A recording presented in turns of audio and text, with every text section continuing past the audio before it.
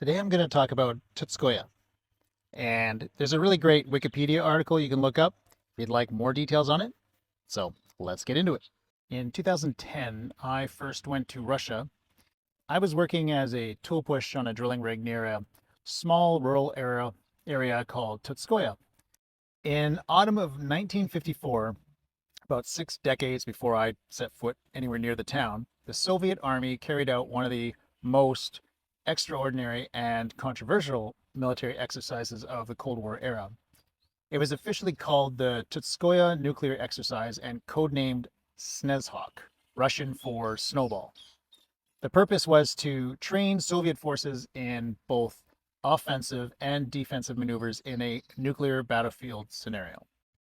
As a side note, this is a photo of me standing near a Soviet-era monument. Maybe someone from Russia can tell me what it's for.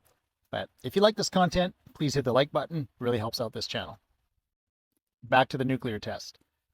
On the morning of September 14th, 1954, a Tu-4 bomber carried a 40-kiloton nuclear bomb, roughly equivalent to the power of the bombs they dropped on Hiroshima and Nagasaki.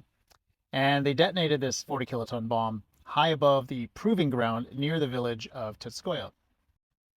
This wasn't a remote test far from people. Soviet command deliberately placed tens of thousands of troops in the vicinity. Approximately 45,000 soldiers, dozens of tanks and artillery pieces, armored personnel carriers, aircraft, and vehicles participated. Their mission was to act as if the explosion had been part of a real World War III scenario, and then move into the blast area afterward to simulate advancing through a nuclear-contaminated battlefield.